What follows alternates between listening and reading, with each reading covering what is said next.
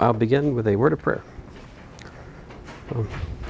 Heavenly Father, we thank you for this day again. I thank you for these students in this class. Just ask you to bless our work today. Help us to glorify what we do. Just pray again that the students would just use this time wisely. Help us to all finish this semester well, just to wrap up all the many things that are going on and just to make the most of this semester, Lord. In your name I pray, Lord Jesus. Amen. All right. Yeah, so there's your top hat code. Exciting, I know. So do you guys have any questions about the material? So I'll run through the solution to mission 3 with you guys here. So the test is when?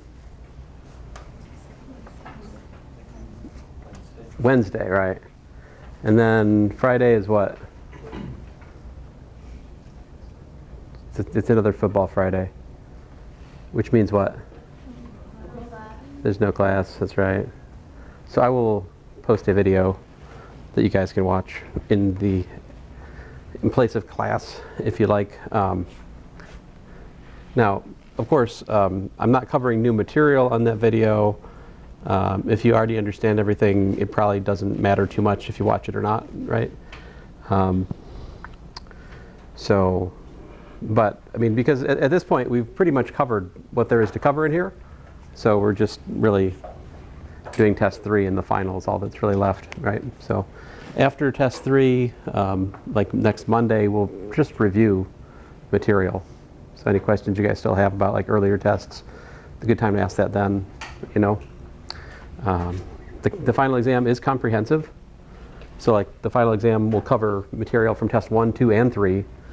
And missions 1, 2, and 3, right? So it's like just all the way. Now, test 3, on the other hand, does not cover all of mission 3 because the end of mission 3 is actually like final exam review problems, right? So those wouldn't be on test 3, right? So let's get to it. Unless there's a question. Let's see here. Go for it. How many questions are on the final exam? Well, I don't know. I usually answer enough. But, so I think it's been 8 pages before, sometimes 10, sometimes 12, depends. Yeah. You know, somebody was asking me if I hated grading, and I said yes. And so that, depending on what my grading tolerance is, will reflect either 8 pages to 12 pages, you know. But it essentially is like 3 tests glued together, give or take. You only have 2 hours, right? So it's not quite as long as 3 tests because it's like 2 hours, but it would definitely be as long as 2 tests, typically.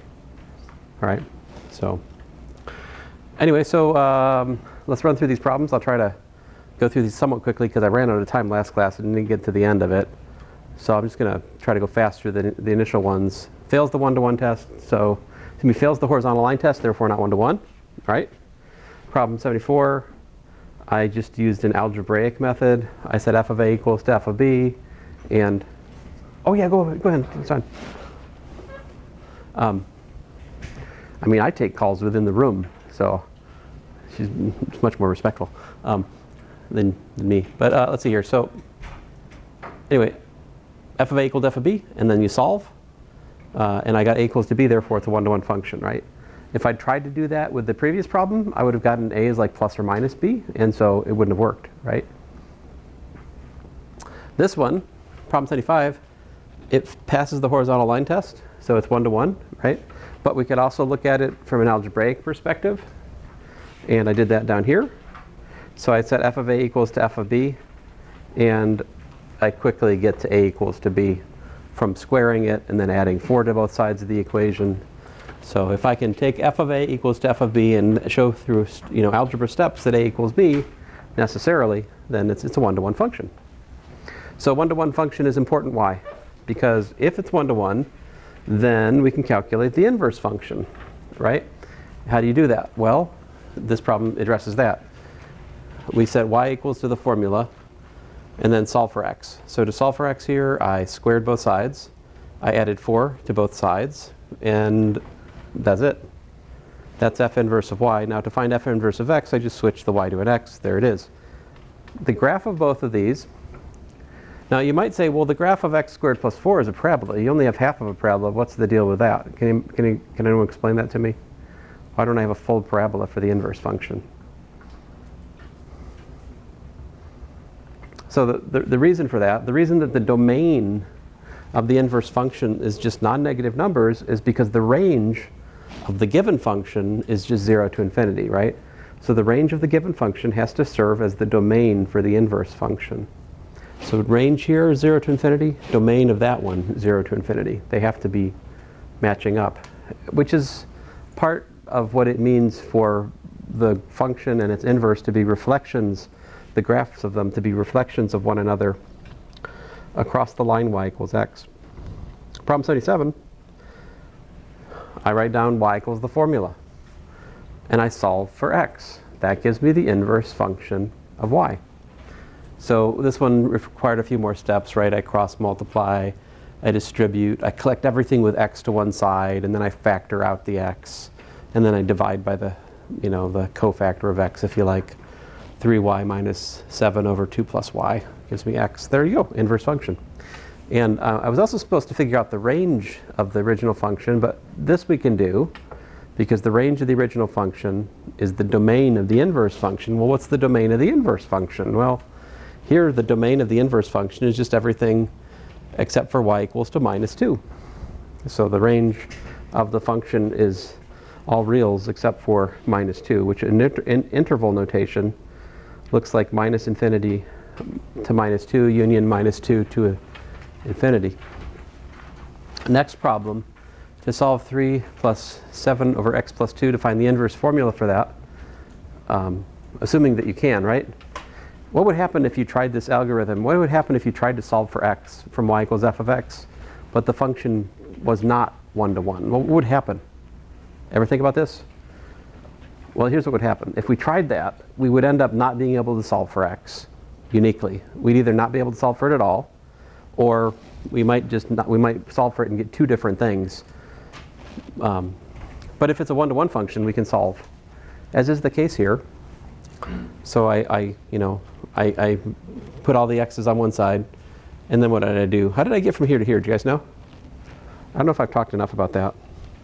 Something I should probably emphasize. If you've got 1 over a equals to 1 over b, what can you do? You can take that equation, right, and you can just flip it. So I can trade this for, a equals to b. Now I guess I had a little bit more than that. So I guess right here it's kind of more like, when you flip it, the x plus 2 goes upstairs, the 7 goes downstairs. So maybe I should have something more like, I don't know, c over b, right? So a is equal to b over c. I guess that's the pattern of what I just did there. But anyway. Okay, once I do that, multiply by 7, subtract 2, and there you have it. There's the formula for the inverse function. Any questions about all this? It's kind of the same thing over and over again. We write down the formula, and we solve for x. This marker is trying to come undone on me. See this? Let's get this in.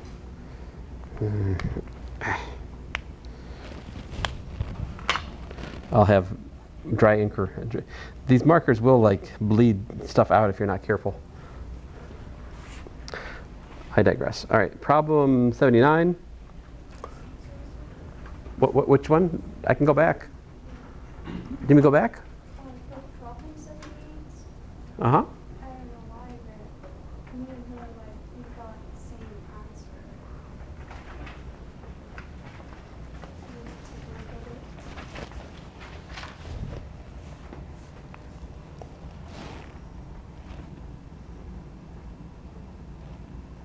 Okay, just a second. Let me see if I can get your answer. So, all right, so we've got 7 over y minus 3 minus 2, right? That's my answer.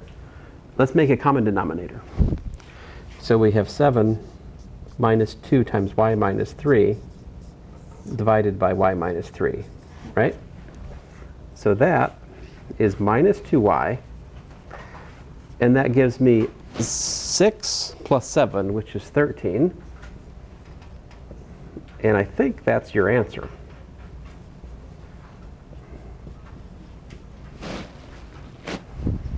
Mm-hmm. Yes, do jump in if you have questions. I don't mind. The next few problems we can all solve with the one-to-one property. So one-to-one property for exponentials, basically if we have, a to the s equals to a to the t, we get s equals to t. So if you can see that two different expressions are both 2 to some power, 3 to some power, something like that, then it's pretty simple to solve. Like 2 to the 3x plus 1 is equal to 1 is equal to, well, 1 is 2 to the 0. So I get 3x plus 1 equal to 0, which gives me x equals minus 3. This one, 4 to the x, is really 2 to the 2 to the x, which is 2 to the 2x. I've written here. And then, okay, so I got 2 to the 2x is equal to 2 to the minus 3x plus 1. Then by the one-to-one property, 2x is equal to minus 3x plus 1, which then solves to give me x is 1/5. Now, you don't have to do it this way, right? You could have also solved these problems by taking the natural log of both sides and solving for x. That would have been totally legitimate, also perfectly good way to do these, all right? Do you want me to show you that? No one? Yeah, you want to see it? Okay. So like I'll do the weird one. This one is weird. Weirder. So we've got 4 to the x, right? Is equal to 2 to the minus 3x plus 1. If I take the natural log of both sides, just to be annoying, I mean, it would be smarter to take like log base 2, right? But I'm going to be dumb and just take the natural log of both sides just to illustrate that you could if you wanted to. If we do that, then what happens? Well, by the powers of the, by the powers vested in me, I pull the x out. Natural log of 4 minus 3x plus 1 times the natural log of 2. And that is, well, x log 4 is equal to minus 3x log 2 plus log 2,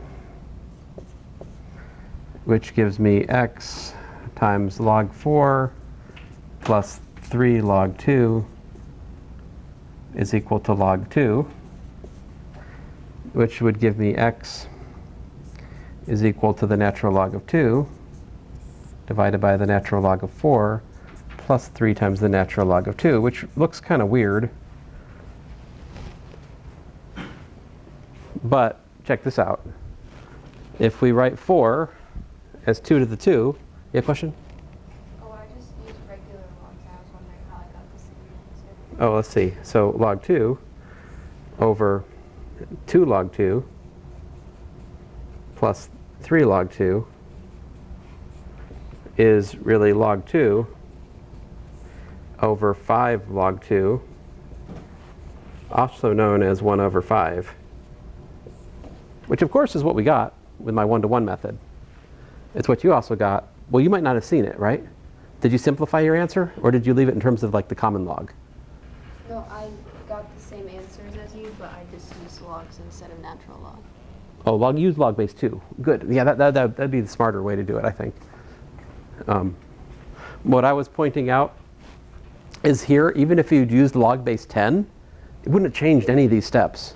I could have done log base 7,347, and all of these steps would have been the same, because it doesn't have anything to do with like the interaction between e and the natural log. These are just steps that would be true for any log.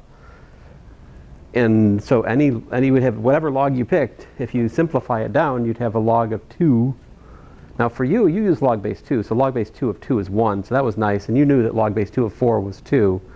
That made your solution pretty natural. I had to work much harder for mine because I was dumb, right? Because I did the dumb thing of taking the natural log rather than taking log base 2. My larger point to you guys is if you understand the laws of logarithms carefully and you're able to apply them systematically, You don't have to be clever. You can be dumb and still solve the problem, right? Like, honestly here, guys, if you had left this as the answer, on a test, I probably wouldn't take off points. Unless the instructions were like simplify the answer or something like that. Yeah. But of course, this is a better answer, obviously, right? Oh. Should we use the one-to-one property if we can, though? I think if you can, using the one-to-one property is easier, right? When can we use the one-to-one property? When we either have an exponential or a log with the same base, and they're just equal to each other. That's when we can use the one-to-one property. See? Like here, 10 to the x squared minus 7 equals to 100. Well, 100 is 10 squared, so that immediately gives me x squared minus 7 equals to 2. Of course, you could have taken log base 10 on both sides and also found your way to this equation just the same.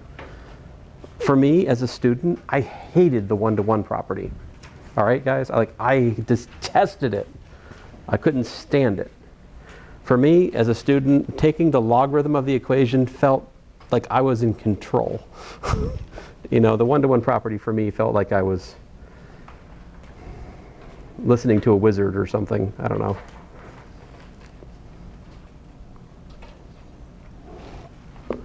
Okay, so anyway, moving on here. Notice the square root of e to the x is nothing more than e to the x to the 1/2 power, which then gives us e to the x over 2 by laws of exponents.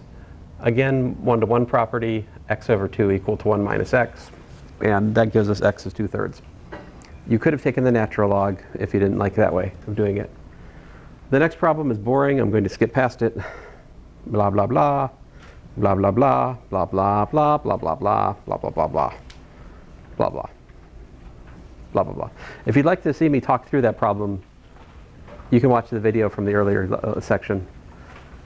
But I don't really recommend it. It's really boring. So this one's more interesting because this is more test worthy. Like the other one is like basically the idea of the past problem is like use your calculator to do things. Think about it. For me as an instructor, can I tell if you use the properties versus using the calculator when there's just numbers involved? No, I cannot discern it. So that's not a good test question for me. These are much better test questions because there's no earthly way you can do these on the calculator. You have to understand laws of logarithms to do them, so it makes a better test question. All right, so like this one, I have, let's see here. Subtraction makes me divide by b. This 2 out here becomes c squared, so I get ac squared over b. That's it. All right. This one here, the 2 outside becomes x squared. This 1/2 becomes the square root. And we've got subtraction, so that's why I have division by z plus 1. Yeah? For 84, why wouldn't it be a over bc squared? Because, like, bc is next to But the subtraction only applies to the log b. It doesn't. It's not minus 2 log c.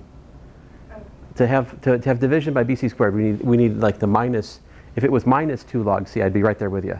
I thought it was just because it was multiplied by 2.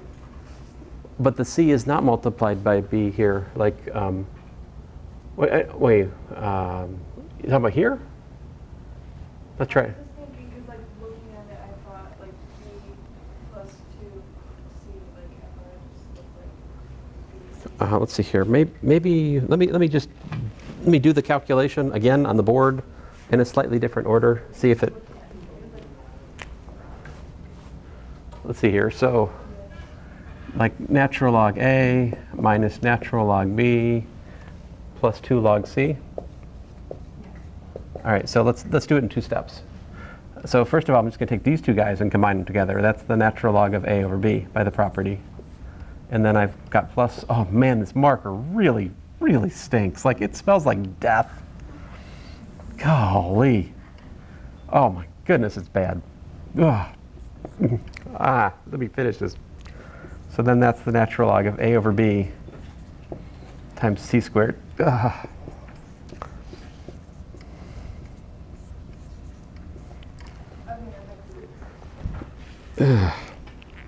I won't throw it out, but I really want to. Bleh.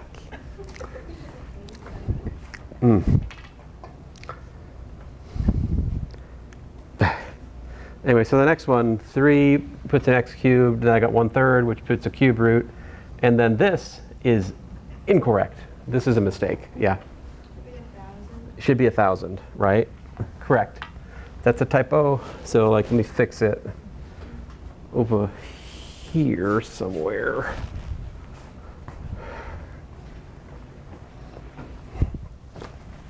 Yep, there's.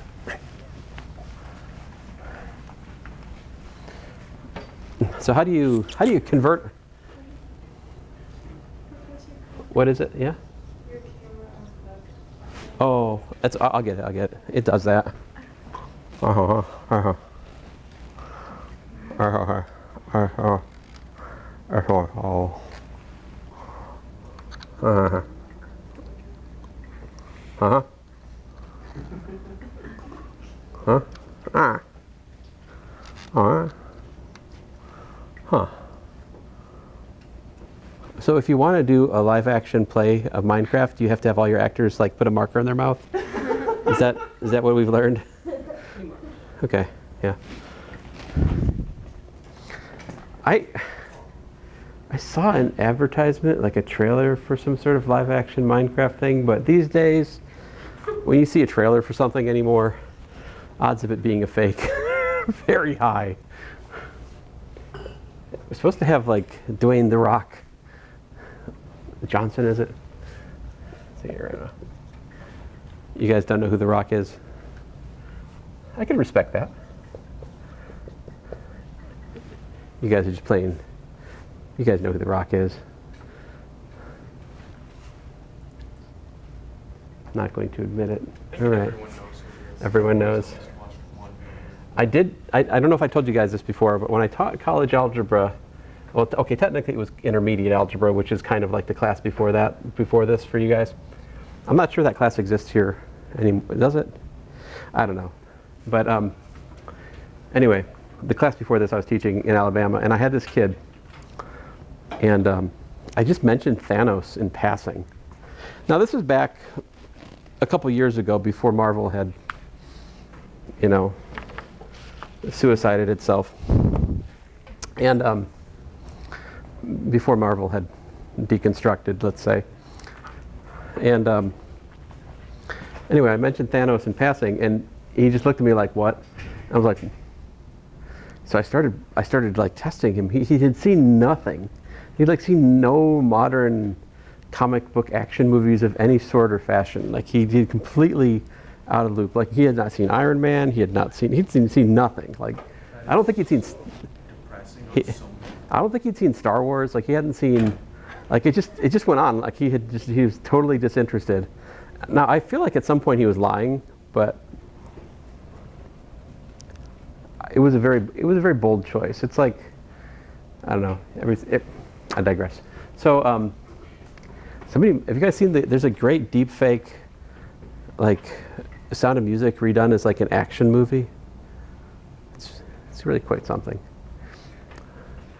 They put a machine gun in like Maria's, what's that case she has? Is it for a cello or what is it? It's some kind of big stringed instrument case. Like put a machine gun in it, stuff like that. It's fantastic.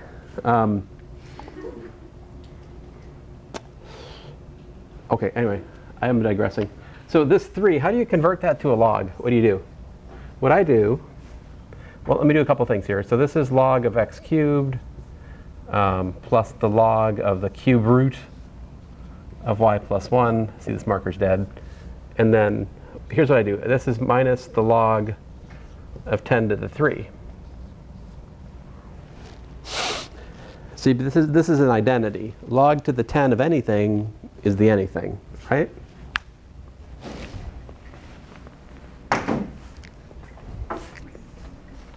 So,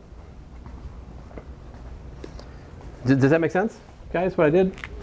Like this is just a trick. Any constant c, you can rewrite it as a log by doing 10 to log of 10 to the c.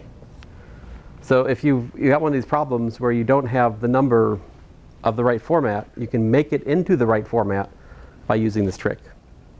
Now, of course, like a lot of you might just already see, oh, well, that's just minus the log of 1,000, right? If you've got your intuition going right for the log, you'd already know this, right?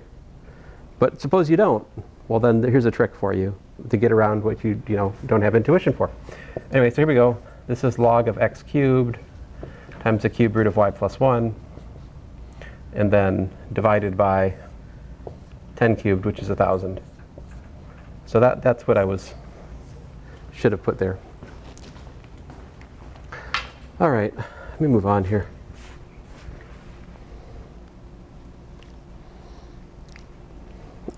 These are good problems. I like these problems. So we start with log of 100, xy squared z cubed. We use properties of logs to expand it. So I've got log of 100 plus the log of x plus, did you see, guys, where the 2 came from and the 3? It's from this power 2 here and that power 3 there, right? And then that's a plus 2b plus 3c, because I told you up here the a was log x, b was log y, and c was log z. So that's all there is to that. The next one, I did 2 steps. So first of all, natural log of x squared plus the natural log of e to the minus x minus the natural log of x plus 3 to the 1/2, right? Why the minus? Why the 1/2? Minus because it's division, right? 1/2 because the square root's the 1/2 power. And then I brought the 1/2 out. And what happened to the natural log and the e? They cancel, right? These are inverse functions, so that just leaves you the minus x. And the 2 pulls out as well. Down here, there's different ways you might have gone about doing this. See, why did I do it the way I did it? Is because I didn't want to bring the 2 inside. Why didn't I want to bring the 2 inside? If I'd done that, I would have had a minus b squared, which would have just been annoying. Because then I would have had to undo it, because I'm trying to solve for a, right? So I'd like to have a on its lonesome, which means I want to get that 2 away from here. So I divided 2 to the other side, and then I brought it inside to make that a square root of c. Once I did that, I took 3 to both sides. Or if you like, I use the 1-to-1 property for log base 3. That gives me a minus b is equal to the square root of c, which gives us a is equal to b plus root c. Now, you might have done this problem a different way, but I hope you got the same answer. All right? Although I could imagine a situation where you got a different looking answer that's actually the same and you just haven't simplified it. I could imagine that happening. Problem 90. So if I've got 2 log base 2 of x minus 10 equal to 5, I just hit both sides of the equation with the exponential base 2. And when I exponentiate the equation, I get x minus 10 on the left-hand side, and I get 2 to the 5th, also known as 32, on the right-hand side, which gives me the very satisfying answer of 42. So there you go. Natural log of 3x plus 2 equal to 0. That means that the input to the log must be 1. So we exponentiate the equation, and sure enough, I get 3x plus 2 equals to 1. E to the 0 is 1, right? Then I solve for x, and I get x is minus 1/3. I'm going to move along here. So common log of x plus 2 equals to 2. I exponentiate base 10 both sides. That gives me x plus 2 is equal to 100, because 10 squared is 100. I subtract 2 to the other side, I get 98. Hooray! That's the graph of log of x minus 2. Nothing much to say there. There it is. Here's the graph of, 2 to the minus x minus 3. Basically, to see that, I think about personally, here's how I think of it. I think about the y equals 2 to the x graph. There's supposed to be a space right here, by the way. Sorry about that. So I start by thinking about the y equals 2 to the x graph, which would look like that, right? If I change that to y equals 2 to the minus x, that flips it like this. And then I take that graph and I just shift it down 3. And that gives me y equals 2 to the minus x minus 3. So if you feel like you're weak on this, make yourself an example or 2 on your formula sheet, right? It shouldn't take you too much room to put down like 3 or 4 different cases, and you'd safeguard yourself against, you know, missing that kind of question. Oh, and now we're back to finding the inverse formula again. So what do? We write down the formula, y equals f of x, and then we solve for x. How does that look here? Well, I've got log base 3. I isolate the log base 3. And then I take and exponentiate both sides to the third power, base 3 rather. So I get 3 to the y minus 3 over 2 is equal to x minus 1. Solve for x. There you go. And then a similar but different problem, find the inverse formula for this guy. This time the formula is built with an exponential function rather than a log function. So the algebra is kind of dual in the sense that we end up taking a logarithm to solve for x rather than like the last problem where we took an exponential to solve for x. Anyway, so subtract 3 to the other side, log base 2 the thing, log base 2 of y minus 3 equal to log base 2 of this, which gives me, of course, 3x minus 7. And then I solve for x by adding 7 and then dividing by 3. Yay. So as I told the last section, do you think there will be a find the formula for the inverse problem on test 3? There probably will be several, right? I mean, we've done a lot of, that's been a big part of what we've done. Certainly inverse functions are a big idea that we should see tested on test 3. This one was a lot like the quiz, I think. And of course, for the studying for test 3, I would encourage you to, of course, look at the mission solution, but also think about the quizzes we've had since test 2, right? As I was saying, at some point this becomes review for the final. Hopefully we'll get to it. So those problems don't matter so much, not yet anyway. So to find the inverse function, first of all, I can because this passes the horizontal line test. I cannot over there because it fails the horizontal line test. If it fails the horizontal line test, that means I cannot find the inverse function. Because if I was to take this shape and flip it across the line y equals x, I would get a sideways parabola, and that sideways parabola would fail the vertical line test. Therefore, it's not a function, right? Anyway, so here I flip 4, 8 to 8, 4. I flip minus 2, 4 to 4, minus 2. And this point right here is minus 6, comma, minus 6. And it just reflects to itself because it's actually on the line y equals x. So that point is shared in common by both the function and its inverse. That sometimes happens. Any questions about that? Okay. This problem weirds me out when I forget about it. Like, wait, what? What? How do you do this? Oh, but it's simple enough. Just exponentiate base x both sides, and then log x to the log base x of 3 is just 3, and x to the square is, well, x squared, and so we get plus or minus root 3. And then we definitely want to throw away the minus root 3 because we do not want to think about negative bases. So we keep this class positively based.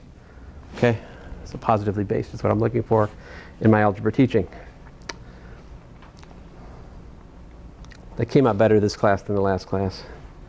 All right, so anyway, solve 2 to the x equal to 5. I take the natural log and hit the equation with natural log of both sides. When I do that, I get x log 2 equals log 5, which gives me the quotient of log 5 by log 2, natural logs both, is equal to x.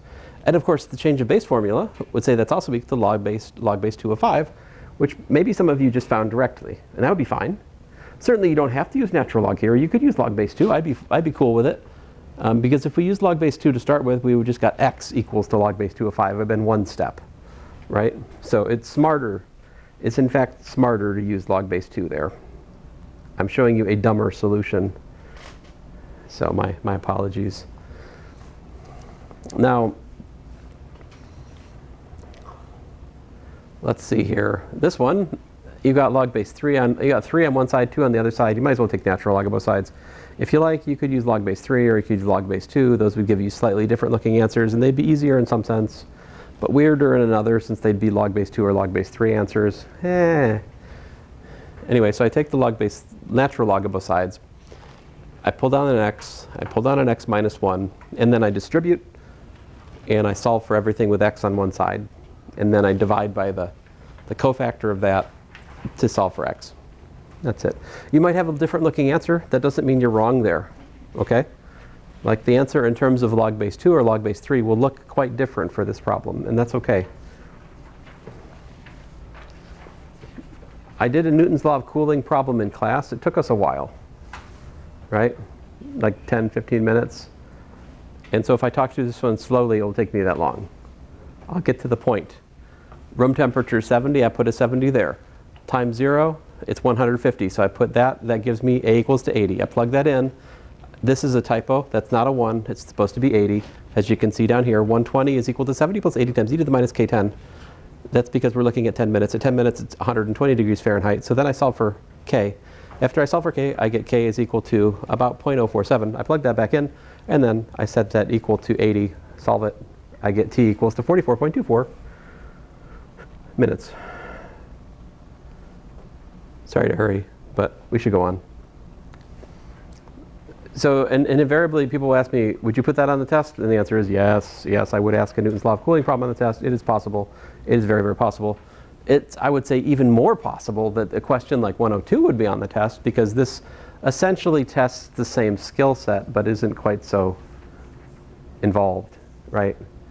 You really have to be pretty careful with your equations and systematic to solve a Newton's cooling problem, right? It's got like 4 pieces of data. You have to apply those 4 pieces of data correctly and in sequence and do the algebra correctly. Like you have a pretty good skill level if you can solve the Newton's law of cooling problem correctly by yourself. So Newton's law of cooling problem to me separates A's from B's in here, right? It's like an A-B separating problem. This one I just put equal to 6 because the problem said find the time when A of t is 6. When I do that, I isolate the exponential to get 1/2 as the exponential minus 0.3t. Take the natural log of both sides, solve for t. All right. These identity problems, they're scarier than they look. I mean, they're easier than they look.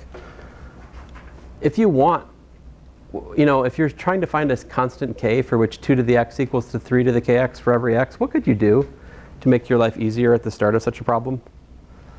Think about this. If it's true for every x, it's true for x equal to what?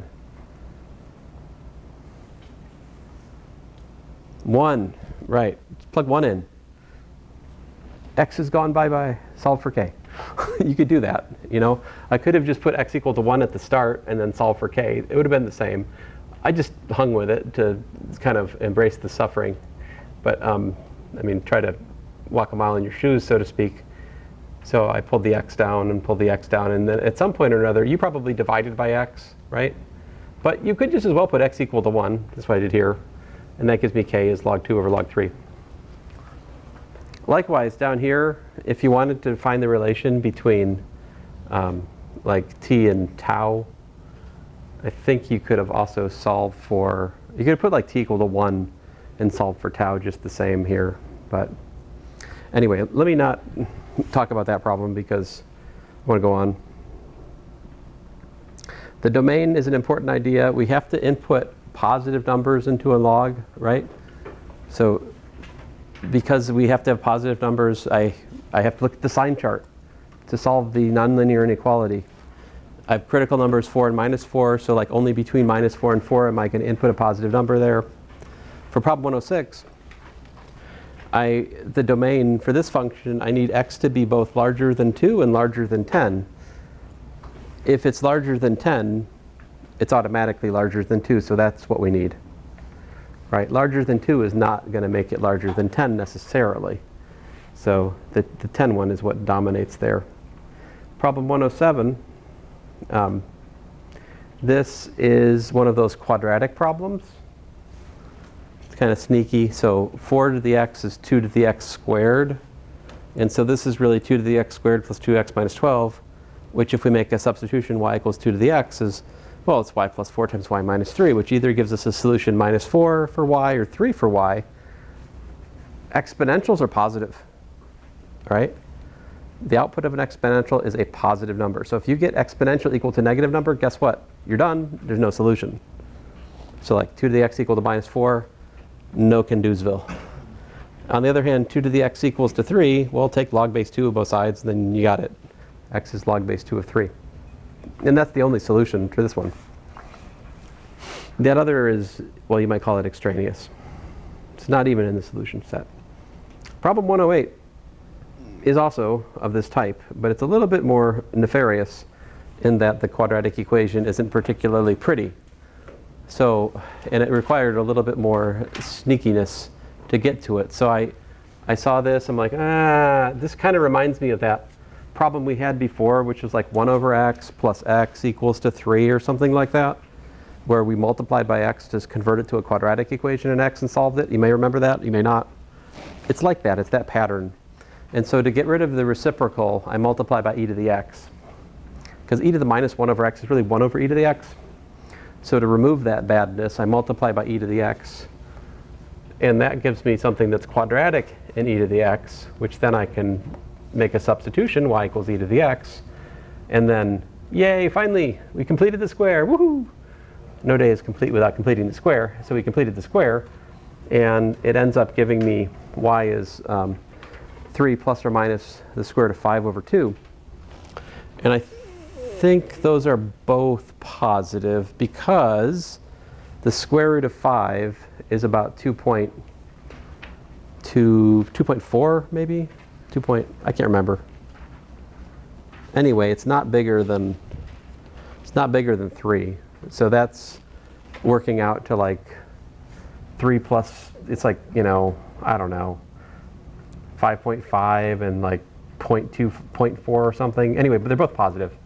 So they both can be solved for x. So you get 2 solutions in this case. So the thing that happened in the previous problem doesn't have to always happen. Like this one here, we had a quadratic. We had 2 solutions, one we lost, one we kept. It depends on the nature of the quadratic. If both of the solutions are positive, you keep both of them when you convert back to the exponential, when you solve for the exponential. If they're, on the other hand, if one's positive, one's negative, you lose one. If they're both negative, you'd have no solutions. That could happen. If the quadratic gives you complex solutions, that would be, you know, outside the bounds for us in here. Problem 109. If we have a sum of the logs, it's the log of the product. You can use the one-to-one property. It's a quadratic. You solve it. Remember with these, check your answer. They could be extraneous. We worked a lot of these. Here's another one. Log plus log. Combine one-to-one property. Multiply it out. Accept my fate that it can't be factored nicely. But we get minus 3 plus or minus root 11. Unfortunately, only one of these is positive. The other one's negative, and that's a problem when you plug it back up in here, because like x plus 2, when you plug in minus 3 minus root 11, that gives you a negative number here, and there. They're both actually going to be negative. So we only keep the first one as our answer. The other one's extraneous.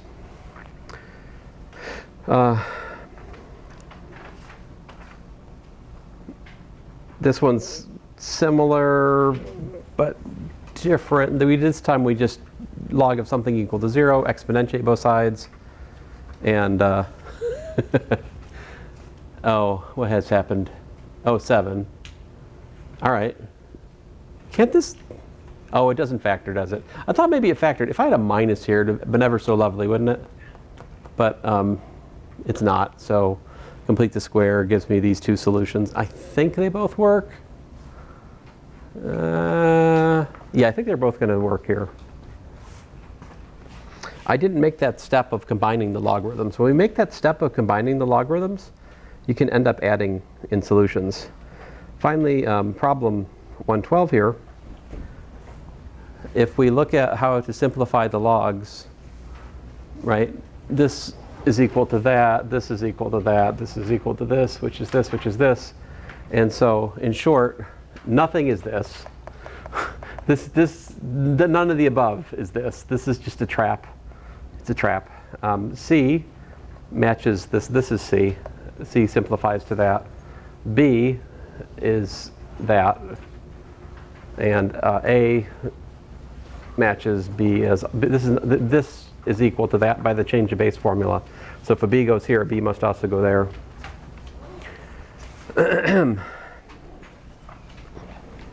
And hooray! Now we have reached the part of the Mission 3 solution, which is review for the final exam. So with that, we're done. And again, there's no class Friday, but I will give you guys a video to watch if you want. If you don't want to watch it, I can't stop you.